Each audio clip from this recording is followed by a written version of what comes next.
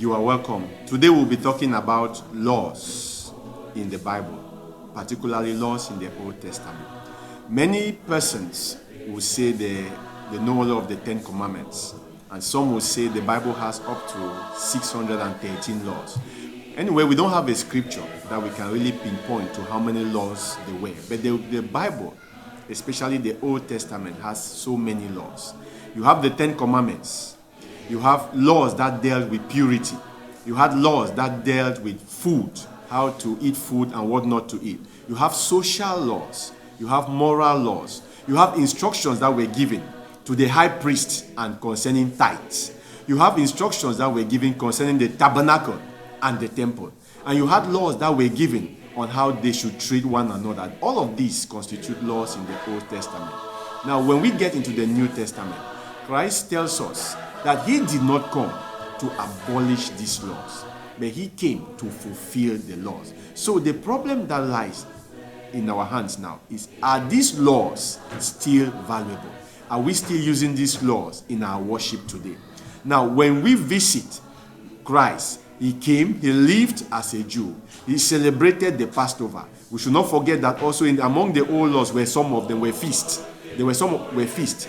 And Christ celebrated the Passover as a Jew. Now, these laws, when we get to the New Testament, do we still practice these laws, or are we supposed to practice them? And so we will be examining in this series each set of these laws. We will examine the feasts, the different kinds of feasts that were found in the Old Testament, and whether we are still doing them today, like the Passover, the Feast of Unleavened Bread. Are we still practicing them today?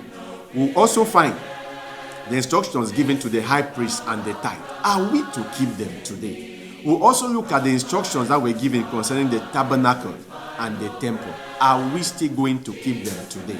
And then we will look at the 10 commandments. Are we supposed to practice them physically as they were given today? We'll also look at the moral laws, the purity laws, the social laws, the laws concerning food. Are we still going to practice them today? But while preparing for our next series, the book of Galatians chapter 3, verse 24 says, the law was given as our schoolmaster to bring us to Christ. The law was given to us as our schoolmaster to bring us to Christ. And so if this law was given to us as our schoolmaster, and he brought us to Christ, and we already arrived at Christ, are we still going to keep these laws? Ephesians chapter 2, verse 15, it says, Christ abolished in his flesh those laws. Now, he came, he died. Those laws were abolished. So are we still going to keep them? So in the next series, we will be looking firstly at the feast of Passover, what it was, and if we should still keep it today, what it means to us. We implore you to stay tuned to the next series. Thank you very much, and God bless you.